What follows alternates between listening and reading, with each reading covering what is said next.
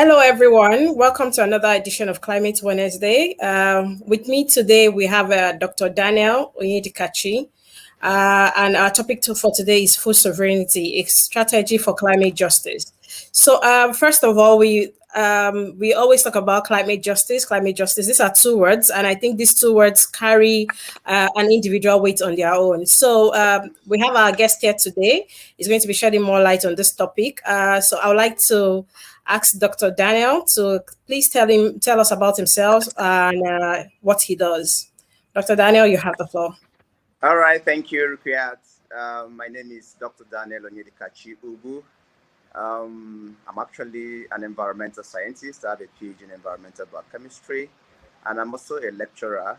I currently head the Department of Science Laboratory Technology at the Federal College of Agriculture, Ishiago, Ebonyi State, Nigeria.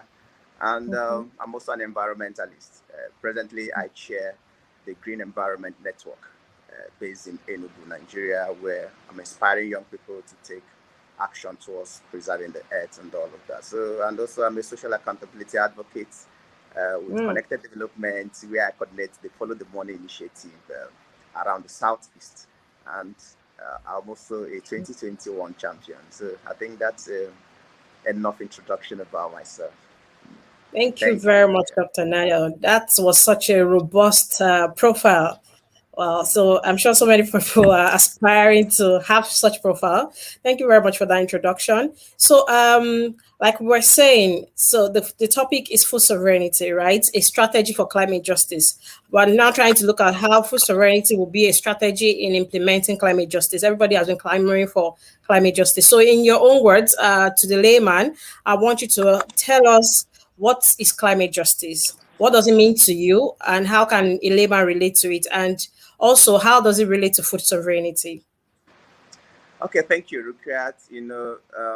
Climate justice is something that we in the environmental justice and environmental advocacy sector has been clamoring about over the years, especially for those of us in sub-Saharan Africa or developing nations, because you would also agree with me that the issue about climate change is a global issue, but have local impact, and again is that nations, especially the poor nations, the developing nations, are one of the, they are the least contributors to the issues around climate change. Yeah. They are among the least polluters, but they are the ones who bear the brunt of climate change the more. They are the ones who are more vulnerable to climate change impact and all of that. So when we talk about justice, we are talking about, human rights. We are talking about equity, equality, fairness. We are talking about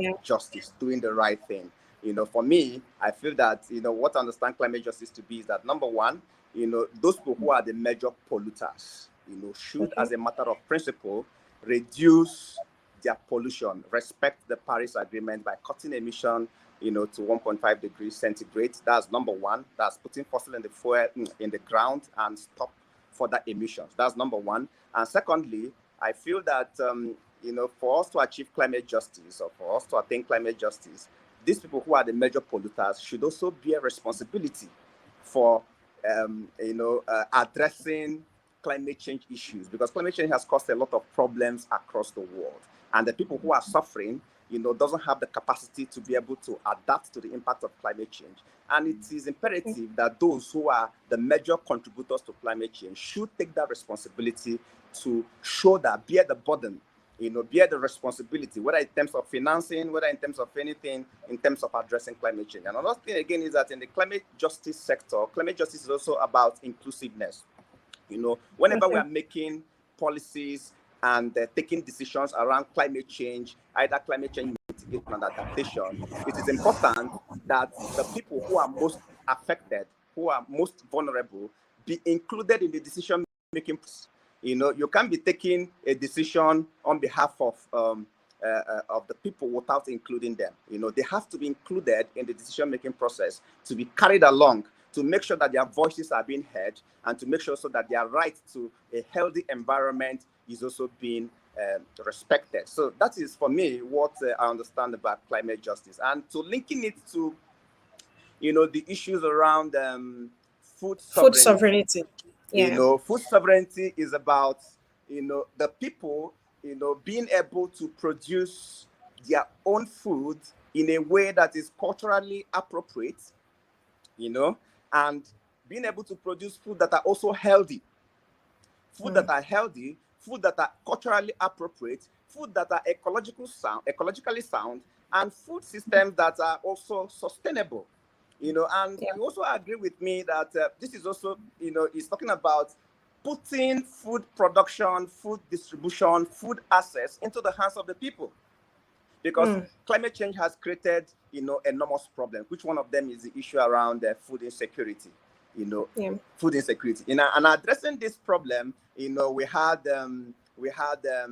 slogans like the Green Revolution, trying to, in order to solve the problem of food insecurity, let's introduce more food. And this has now, brought about where you're having very large corporations, few individuals who have the money, and they're taking the responsibility of, food production, producing food. And in the last couple of years, we've discovered that more food has been produced, but there is still rising hunger across the globe. Meaning that the people who are most vulnerable to the impact of climate change are still hungry. They still don't have access to food because they are not responsible for determining food production. They are not responsible for, they don't have any input in food distribution. They don't have any input in having access to even land and all of that. So food sovereignty is about taking back food production, to the hands of the people who need this food, the people who are actually in need of this food, making sure that these people are actually in charge of food production, in charge of food distribution, and also they have access to food. So for me, it's all about the people, the right of the people being respected. It's about respecting the rights of the people, respecting their collective right, respecting their human right, respecting their right to existence, their right to good food, their right to healthy food, and if you look at it, that is also justice in its way.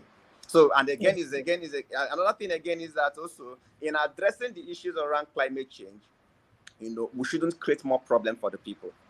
We shouldn't create more problem because, when you hand over food production into the hands of few people, it also means that we are widening inequality. It also means that the local farmers in the local communities will not be able to compete with these big money bags, And again, is that they don't also have control over the prices of food. Because the person who, they say the person who produces the food determines how much is going to sell the food.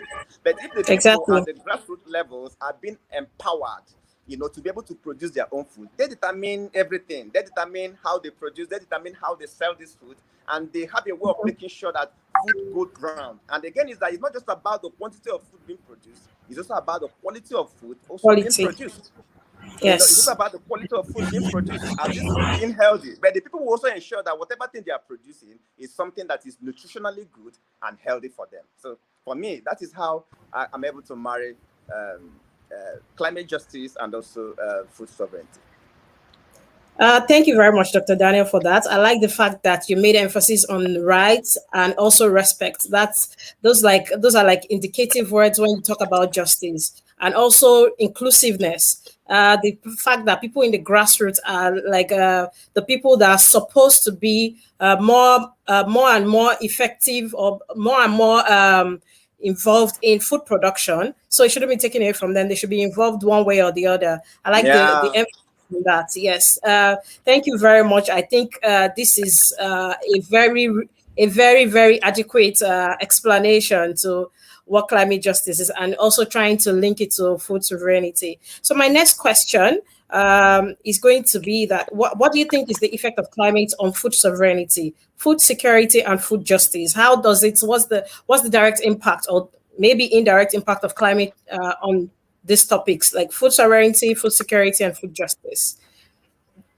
Thank you very much. Anyway, climate change is having actually very devastating impact on food systems, on food security, on how food is being produced, and all of that. Because in most cases, you have communities who suffer actually devastation occasioned by climate change, maybe issues around flooding, and all of that. And you realize that climate change, when such natural disasters occur, you realize that the local people, their farmlands are being destroyed. They cannot be able to produce food. They cannot be able to produce their own food, that is appropriate for them. And most times, what is the response? The response is that possibly they are now being given food aids. Maybe the richer nations, in trying to make interventions in such countries that have such natural disasters, will begin to bring in food. And the question now is, what is the quality of that food that is being brought in form of food aids to these people? You realize that number one is that this is not the food they are used to. This may not be food that will be appropriate for them. This may not be food that may even be healthy to them. So you realize that somehow, climate change directly impacts, food sovereignty. And again, is that, the local people who are also producing food in their communities, the impact of climate change is also dealing very hard on them, because many of them are poor. And when they have these natural disasters and devastations, they don't have the capabilities to respond. They don't have the means to respond. And if you look at it very well, they are further impoverished, and many of them cannot be able to recover. Many of them losing their farmlands. If it is those ones who are headers and maybe into animal husbandry, out of famine and all of that, many of them lose their animals, lose their livestock and all of that. And in the process, they don't have the means to recover. So this is how, climate change affects food sovereignty. Then when it comes to issue around food security, we already know that climate change is one of the leading causes of rising food insecurity across the world. And in sub-Saharan Africa, it has also been projected that in a couple of years, if care is not taken, if the issues around climate change is not addressed, food insecurity will rise to a tremendous level. Why? Because people who are living in this part of the world, who are living in the tropics, who are living in sub-Saharan Africa, we are most vulnerable geographically, for the fact that we are living in a hot region, and temperatures are rising. You discover that it's affecting food production. It's affecting food production. Whether it is as related to changes in weather, in rainfall, as a result of flooding, as a result of drought, you discover that local people are not able to produce enough food anymore. Climate change is impacting food production, and not only food production, it is also affecting food distribution. Because when situations of natural disasters occur, the people cannot be able to move food either from one point to another, and more people become hungry, and the issues around food security, continues to rise, and that's why, we are actually having this conversation, today, that, we should prioritize climate action. We should prioritize climate justice. We should prioritize empowering the people, because that most times, even the poor people are always neglected. Even when there are natural disasters, you discover that the government will always prioritize people who are living in will I say, elite regions. Yes. Elite regions. They will prioritize them, before even remembering, those ones who are in the village without network. Nobody is even covering what is happening in those places, Yes. And what we're trying to say is that we should create a system where the people who become the major focus of climate interventions are these people who are vulnerable. These people who cannot be able to speak for themselves. They should be the focus. They should be prioritized, and in such a way, we'll be able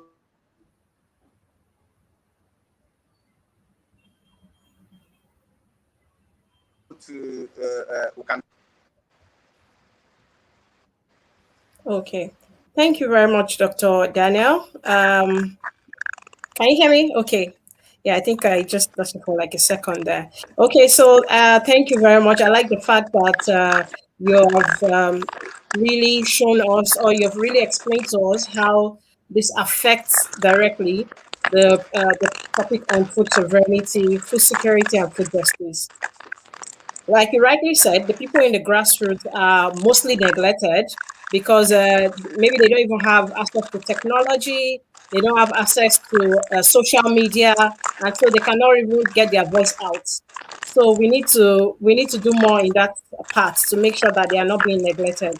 And when you're answering the first topic, you also mentioned about the contributions of each nation to climate, to carbon emissions. Countries knowing what their NDCs are and being able to act on it appropriately. So yes, climate justice is important in that aspect. I totally agree with you.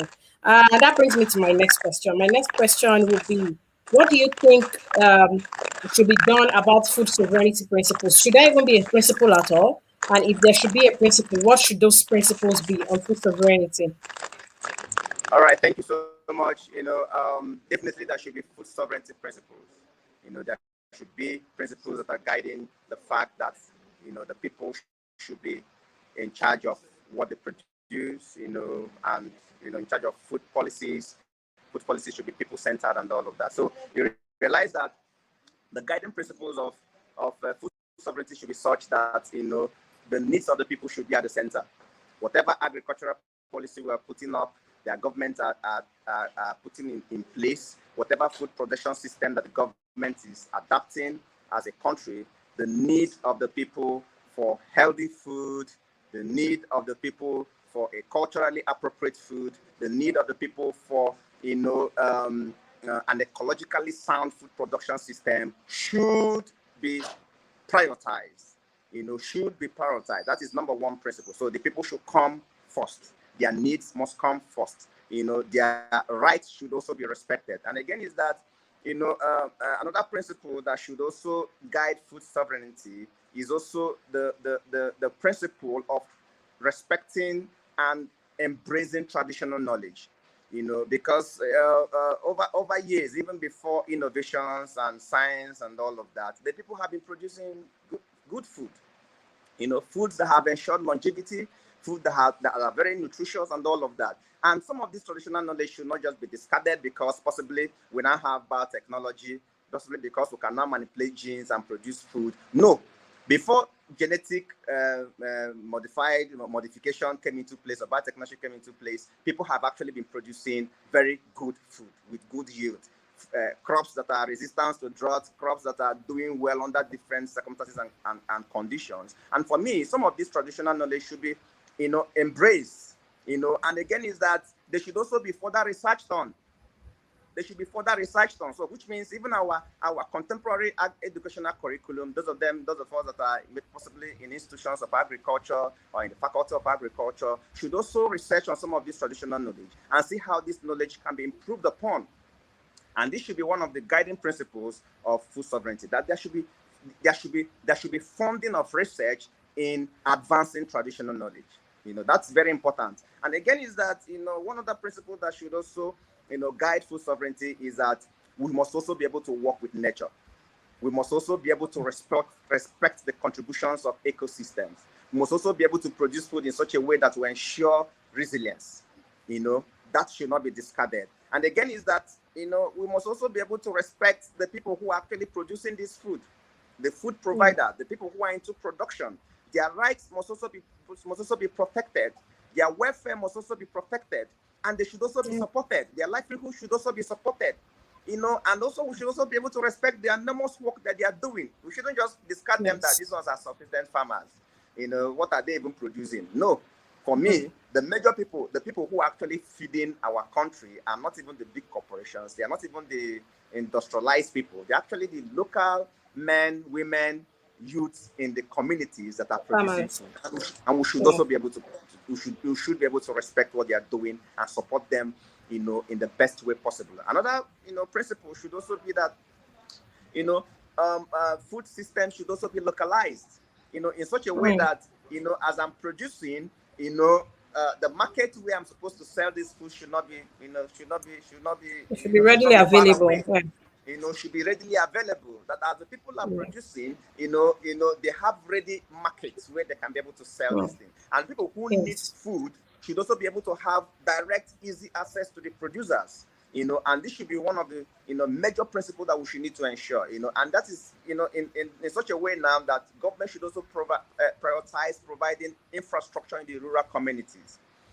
Access rural access roads, so that those people who are producing food in the rural areas can easily access either the cities where this food needs to be sold and all of that. And another important thing again is that when it comes to the pricing of food. Prices of food should not be put in the hands of one person or few Yes. individuals. Yes. Where possibly one person is the sole producer of, will I say, flour or whatever, so producer Tomatoes. of Yeah.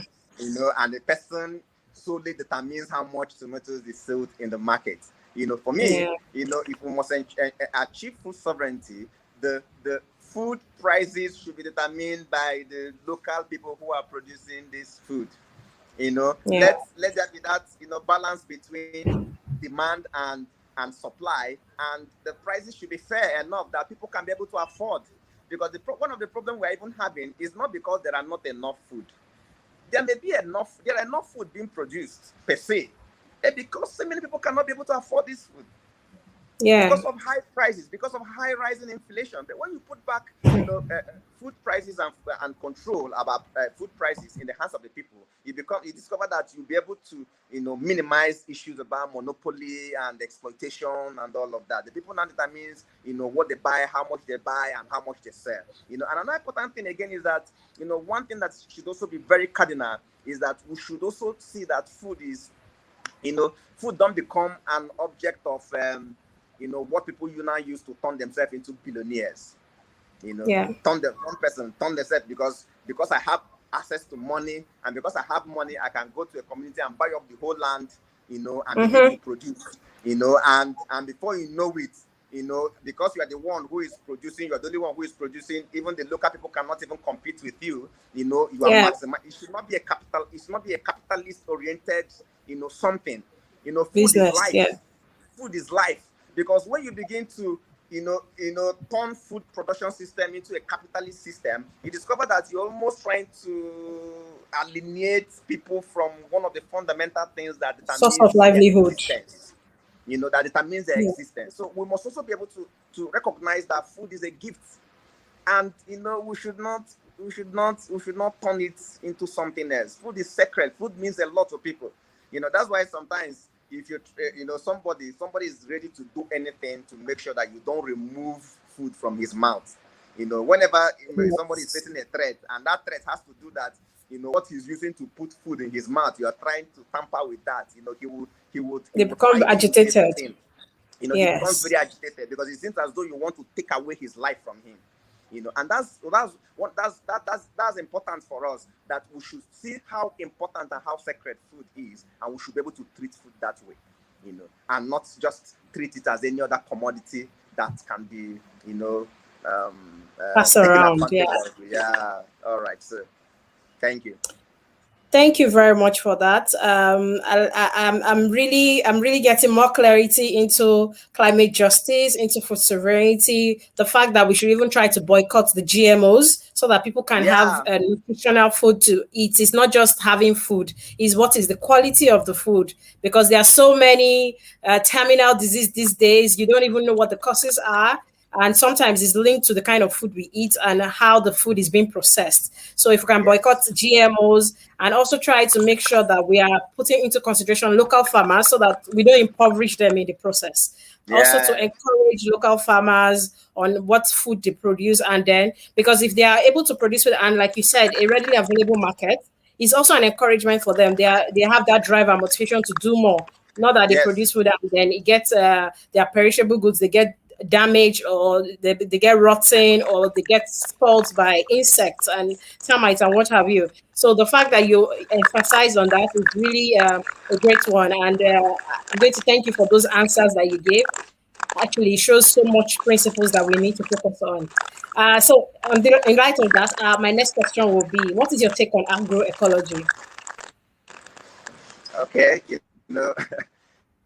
Thank you so much for that question, because the debate around agroecology is actually, I'm happy that that conversation is actually going on. Because that is also, we are talking about which way for our food production system. Do we continue with Okay. the old ways? Do we continue with the industrialized way of producing food, or do we go the way of agroecology? For me, as a person, I'm one of those people that believe that for us to achieve sustainable food security, achieve food sovereignty, I'm one of the strong advocates of agroecology.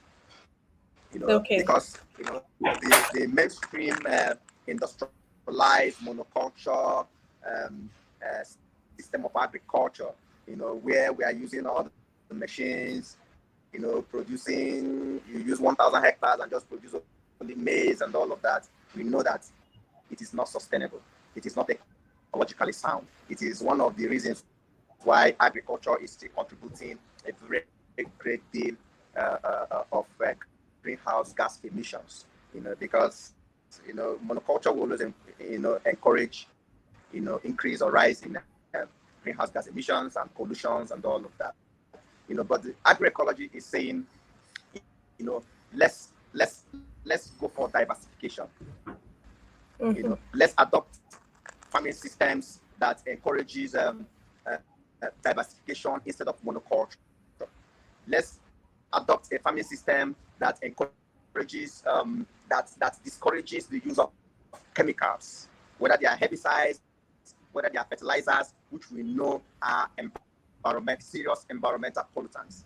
And these chemicals have also contributed a great deal to greenhouse gas emissions and all of that. But agroecology is saying, let's do away with all of these things and produce food traditionally, produce food culturally, produce food using traditional knowledge, the way our forefathers have been doing it. Yeah. You come into a farm, I use my mom for instance, and you discover that in that farm you will find a leguminous crop, you will find beans, you will find maize, you will find okra, you will find all kinds of crops, and at the same time the yield will still, they don't interfere in any way.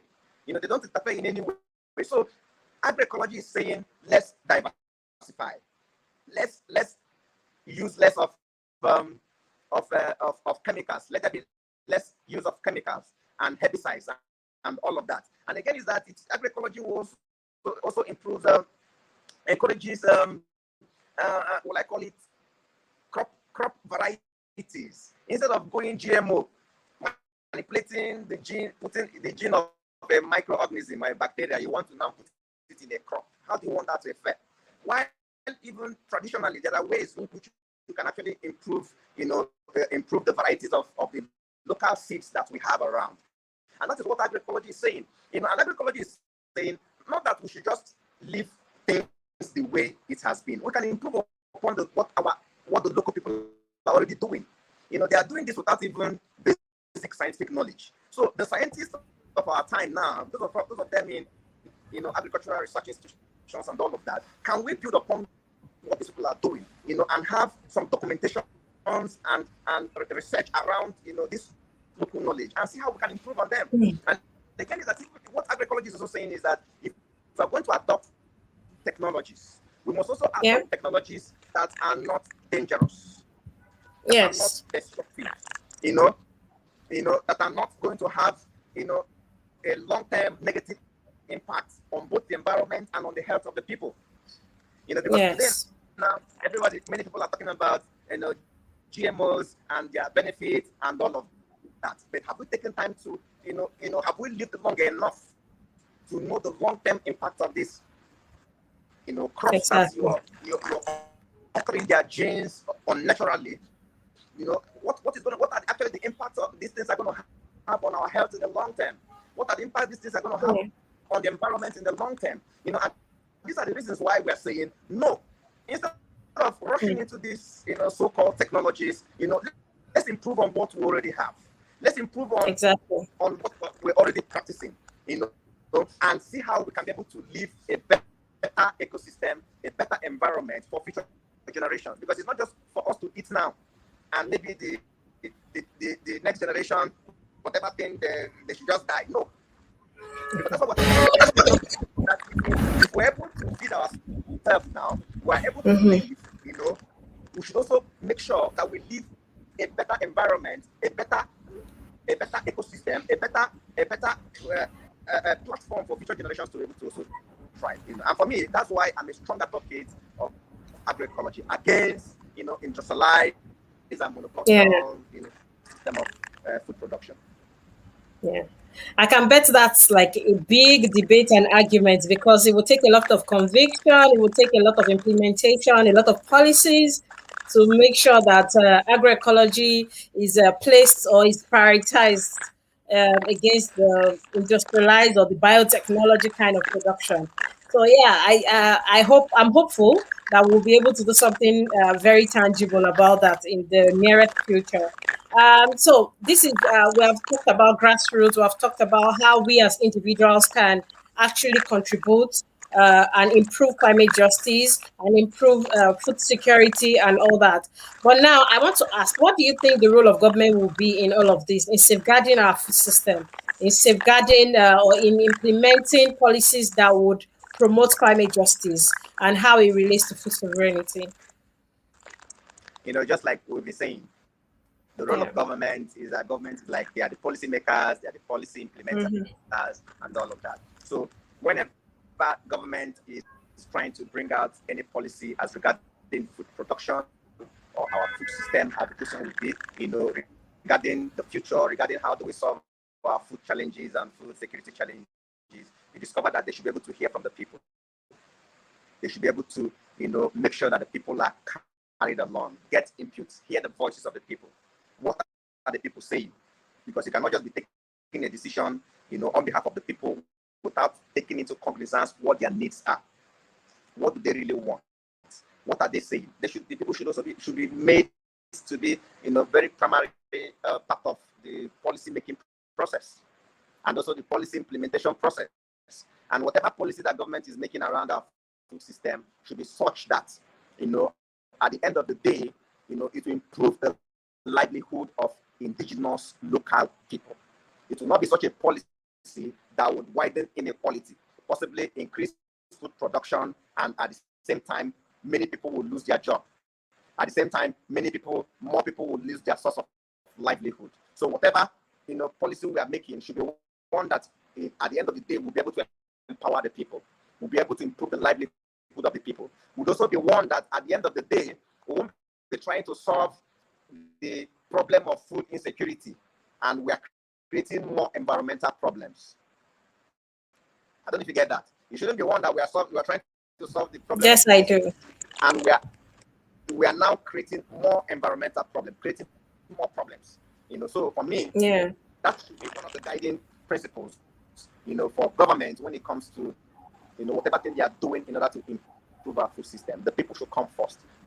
The right of the people should come first. The welfare of the people should come first. The benefits, what benefit it has for the people should come first, as against other interests, as against the interest of the people who are trying to invest and they are bringing in money. Yeah. They are pushing for, and we should adopt this maize variety that once you plant it, you will not have maize waving again. No, we must be able to study what is the interest. At the end of the day, who will benefit more from this?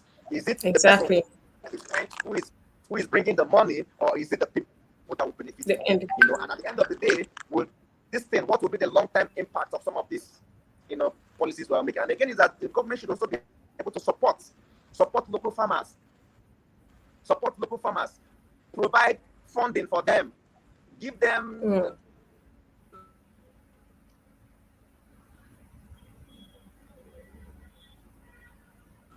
low interest.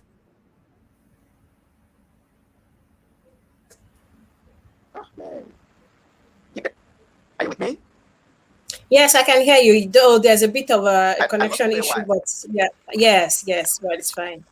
All right. So the government should be able to support the local farmers with funds, build infrastructure, build roads for them, provide solar power, that's true. Processing equipment in their villages and localities to make life easier for them, to make to help their farming business to thrive and to improve.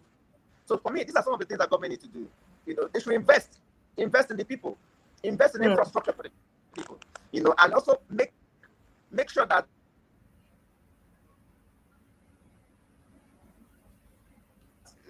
not in this.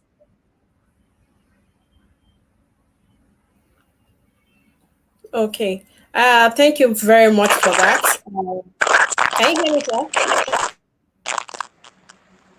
Can you hear me, sir?